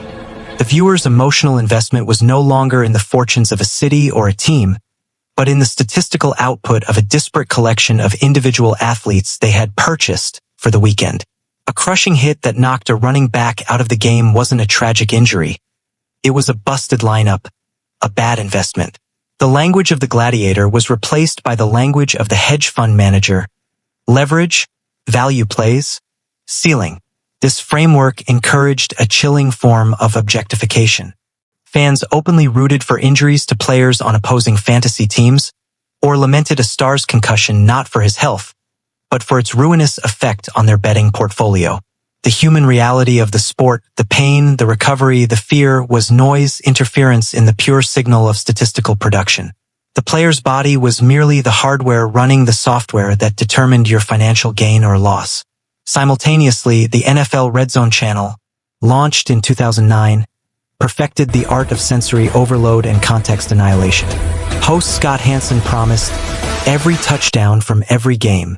It was a revolutionary and diabolically brilliant product. Red Zone eliminated everything that wasn't a scoring opportunity. No huddles, no punts, no time-consuming drives that stall at midfield. Most importantly, no injuries. When a player went down, Red Zone, true to its mandate, instantly zipped to another game where a team was in the red zone. The suffering of a player, the medical cart, the concerned huddle. These were inefficiencies. Downtime to be edited out of the continuous flow of action. Red Zone presented football as a non-stop highlight reel, a 7-hour crescendo of orchestrated climaxes without any of the build-up, the tension, or the consequence. It trained a generation of viewers to have zero patience for the actual rhythm and struggle of a football game. It made the real-time broadcast seem slow, boring, broken, and in its curated, manic presentation, it erased the human cost entirely. You never saw the limp, the grimace, the concussion protocol. You only saw the glorious, context-free result. It was the ultimate fulfillment of the television bargain. The game refined into pure, addictive, consequence-free entertainment. Together, daily fantasy and Red Zone created a perfect, self-reinforcing loop of addiction. Red Zone provided the constant, chaotic feed of statistical events, touchdowns, long completions, turnovers, that determined the success of your fantasy lineup. Your fantasy lineup gave you a vested, financial interest in every single moment of the Red Zone broadcast, no matter who was playing. You weren't watching games. You were monitoring your investments across a national statistical grid. The television product had become an interactive casino, with the games themselves as the spinning roulette wheels. This was a masterstroke of audience retention and revenue generation, but it represented the final, complete victory of the product over the participant. The player was now a literal avatar, a character in a nationwide video game being played by millions of users on their phones and laptops. His humanity was an obstacle to the clean data stream. This evolution served the league's ultimate economic interest perfectly. It deepened fan engagement to pathological levels, guaranteeing television ratings and commanding ever higher advertising and subscription fees. It made the league's actual product, the violent, physically damaging games, seem more like a vibrant, exciting financial and sensory playground. The dangerous, repetitive collisions were the necessary byproduct of generating the statistics that fueled the fantasy and Red Zone economy. But that reality was now buried under 3 layers of abstraction. the fantasy app, the whip-around channel, and the decades-old Gladiator myth. The league had successfully outsourced the moral burden of enjoying the violence to the viewer, who was now too busy managing lineups and chasing touchdowns to contemplate the source of their entertainment. The new opiate was not a single substance, but an entire digital ecosystem designed to distract, addict, and distance. It ensured the money would keep flowing, while the men on the field continued to pay a price that the viewing experience had been meticulously engineered to ignore. We stand now at the summit. The view from here is one of breathtaking, unprecedented financial dominion. In 2021, the National Football League secured media rights deals totaling over $110 billion, stretching across the next decade. The numbers are so large they defy comprehension. Over $10 billion per year, guaranteed, from networks and streaming services desperate for the only programming left that commands a live, mass audience. This is the ultimate validation of the bargain struck 6 decades ago. The television contract did not just save the league. It built a financial empire of unimaginable scale and power. Yet here at the peak, the air is thin and the foundation feels unstable. Because this mountain of money is built upon a fundamental, irreconcilable, and growing contradiction. The league, in its modern corporate incarnation, must loudly and incessantly preach the gospel of player safety. It must fund concussion research, promote heads-up tackling, and showcase its ever more theatrical sideline concussion protocol. Simultaneously, its entire economic model, the $110 billion reason for being, relies on selling a product whose core, undeniable, market-tested appeal is violent, high-speed collision. It is caught in a lie it can neither admit nor escape. It must sell the car crash, while promising the passengers are perfectly safe. The existential question hanging over this gilded age is simple. Can this contradiction hold forever? Or is the very thing that built the empire destined to become its fatal flaw?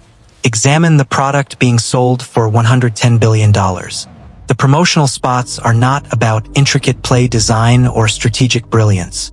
They are about velocity and impact. They are slow-motion shots of bodies colliding, of quarterbacks being driven into the turf, of receivers being launched in the air. The commentary, despite new rules, still crescendos at the moment of the big hit. The top plays of the week are dominated by tackles, not blocks. Fantasy football and sports betting, now fully embraced and integrated into the broadcast, are games of statistics generated by physical risk. The league's own internal data, as revealed in emails and court documents, has long shown that big hits and defensive highlights are the primary drivers of fan engagement and television ratings. The $110 billion is a bet by America's largest media companies that the American public's appetite for this specific form of controlled violence will not diminish. Every dollar of that sum is a wager on the continued appeal of the very thing the league's public relations arm is tasked with minimizing. This is the central, throbbing nerve of the enterprise. The product's value is inextricably linked to its danger.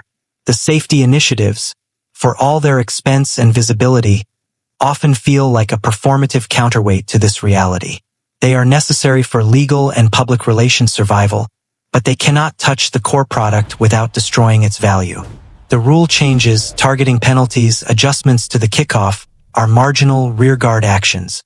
They are attempts to trim the most grotesque branches of the violence without harming the trunk. But the trunk is the collision. The trunk is the neurological trauma accumulated not from the illegal hit, but from the 1,000 legal, routine hits in the trenches, the subconcussive jolts that happen on every play. You cannot engineer that out of football without creating a different sport entirely. The league's health and safety rhetoric is a containment strategy, a way to manage the cognitive dissonance of the fan and the moral qualms of the politician, while the economic engine continues to run on the same high-octane, high-risk fuel. The $110 billion is proof that the containment strategy is financially a wild success, but it is a moral and ethical shell game. This places the player in a uniquely modern purgatory. He is now a highly compensated, incredibly well-informed participant in a system he knows can destroy him. The information about CTE is no longer hidden. He has seen the lawsuits, the documentaries, the broken former legends. He enters the league with his eyes open, which makes his choice both more autonomous and more tragic. The league can now argue he is a consenting adult, a well-paid professional who assumes the risk. This legal shield is the final piece of the corporate fortress. Yet, what is the nature of that consent when the alternative is to walk away from generational wealth, from the fulfillment of a lifetime dream, and from the only profession for which you have been trained since childhood? It is a choice, but it is a choice made under immense economic, cultural, and personal duress. The $110 billion has raised his salary, but it has also raised the stakes of his decision, and the price of his eventual refusal to play is now catastrophically high. He is both beneficiary and victim of the same system, trapped in the brilliant, gilded cage the television money built. So we arrive at the final, unsettling question. The league has won. It has more money, more power, and more cultural saturation than any sports entity in history. It has survived scandals, lawsuits, and a global pandemic. Its future seems unassailable. But the original sin of the television bargain, the subordination of the human body to the demands of the broadcast, has not been absolved. It has been monetized to an astonishing degree. The contradiction is the business model. Can a sport whose financial apex is built on selling violence continue to attract the best athletes as the long-term consequences become undeniable and the alternatives for physical talent expand? Can it maintain the loyalty of mothers who now hold the power to steer their sons to other pursuits? The $110 billion is a vote of confidence from corporate America. But it is not a guarantee of perpetual motion. The final whistle on this era may not come from a courtroom or a competitor. It may come from a slow generational erosion, a quiet collective decision that the spectacle, for all its glory and profit, costs too much. The league sits atop its mountain of gold, preaching safety while selling collision, hoping the public never stops to truly reconcile the two. The money says they won't. The graveyards and the broken men suggest eventually they might. Our demand for the product, our eyeballs on the screen, our jerseys purchased, our fantasy lineups curated, our passionate debates about drafts and trades. This is the market force that validates every single business decision the league makes. The $110 billion is not magic. It is the aggregated value of our attention, sold by the league to advertisers and networks and sold back to us in the form of subscriptions and tickets. We fund the machine. We cheer the big hit, then lament the concussion that follows, rarely pausing to connect the two moments as cause and effect. We enjoy the moral clarity of rooting for our team while participating in a system that objectifies its players. We have accepted the trade. We have accepted the simulated version of the sport because it is more thrilling, more convenient, more integrated into our digital lives than the authentic, slower, grittier reality could ever be. We wanted the spectacle. We got it. And the bill for the ticket was sent to the men on the field. Our silent contract with the league is as binding as the one they signed with CBS. We are the other party in the original sin. And so we are left with the unanswered question, the one that hangs in the air as the latest $100 million quarterback takes the field under the primetime lights. With television money now at an unimaginable zenith, creating a financial fortress that can withstand any lawsuit, any scandal, any public relations crisis, what force on earth can possibly compel the league to truly, fundamentally prioritize the people inside the helmets? Not performative safety, not improved helmets, not sideline theatrics, but a genuine reevaluation of the product's core violence? The economic incentive to change is non-existent. The incentive to manage the perception of risk, however, is immense. The money has insulated the league from consequence. This story began in silence, in the hollow echo of a stadium after the roar has faded. It ends in a blizzard of digital noise, a torrent of statistics, a flood of gold. We have traced the path of a single transaction, from a $4 million check in 1962 to a $100 billion covenant today. We have called it a bargain, a deal, a contract. But it was more than that. It was a creation myth. The television deal did not merely fund the National Football League. It designed it. It engineered its economics, dictated its rhythms, shaped its rules, and most consequentially, defined the value and expendability of the men who would play inside it. Every thread we have followed, the primetime spectacle, the Gladiator Mythos, the pharmaceutical masking of pain, the synthetic fields, the displaced violence, the commodification of the draft, the digital reckoning, the legal settlements, and the final gamified abstraction. All of these are not separate stories. They are symptoms. They are the logical, often terrifying, outcomes of a single founding principle, that the game must serve the broadcast. The television contract was the catalyst, the Big Bang, that created the entire ecosystem in which both unimaginable wealth and profound human suffering could coexist and, in fact, depend upon one another. Reflecting on this journey, I am struck not by the complexity of the conspiracy, but by the cold, elegant simplicity of the trade. The League, in the person of Pete Rozelle and the owners, sold access to its soul. It traded the unpredictable, gritty, locally rooted, human essence of a sporting competition for guaranteed money and national reach. In return, it granted television dominion over the product's presentation, its schedule, and ultimately its very purpose. What we have now, what we consume every Sunday, is not that original sport. It is a spectacular, high-definition simulacrum. It is a broadcast-optimal product, refined over 60 years in the laboratories of network offices and advertising agencies. The soul of the game, the part that existed for the joy of competition, for the men on the field, for the community in the stands, was the down payment. The television age built a magnificent, glittering cathedral on that vacant lot. We worship there every week, mistaking the stained glass and the symphony for divinity, forgetting what was sacrificed to lay the foundation. We must now speak of the human legacy, the men who were that sacrifice. From the players of the Epic in Miami, who vanished from the broadcast after a hit, to the linemen whose knees were shredded on AstroTurf, to the generations who lined up for greenies and Toradol shots, to the modern stars who are both protected assets and fantasy football chattel. Their bodies and minds were the fuel, the television lights that made them household names, that etched their highlights into our collective memory, were the same lights that blinded us to their breaking. They were transformed from athletes into narrative characters, from men into measurable assets, from heroes into statistical data points. Their pain was monetized, first as a symbol of toughness, then as a legal liability to be settled, and finally as an inconvenient reality to be edited out of the Red Zone feed. We followed their triumphs in vivid color. Their suffering occurred in the silent, off-camera shadows the bright lights created.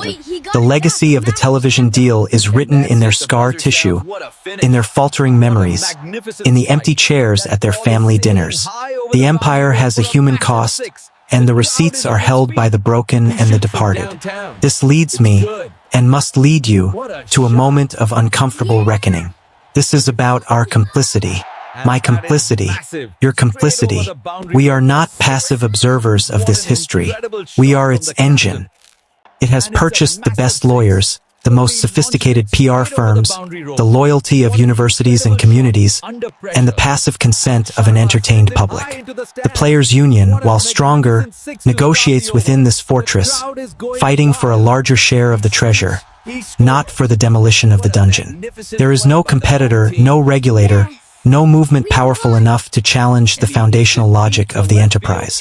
The only potential force is a collective cultural shift in the audience, a moral and ethical awakening that rejects the terms of the bargain. But given the addiction to the spectacle, that shift seems a distant, faint hope. The documentary must end here, not with a solution, but with the weight of the contradiction. We are left with the echo of the original trade. We live in its world, beneficiaries of its thrills, haunted by its costs. The game will go on next Sunday, and the Sunday after that, in dazzling ultra-high definition with new statistics, new narratives, new hits to celebrate and then conveniently forget.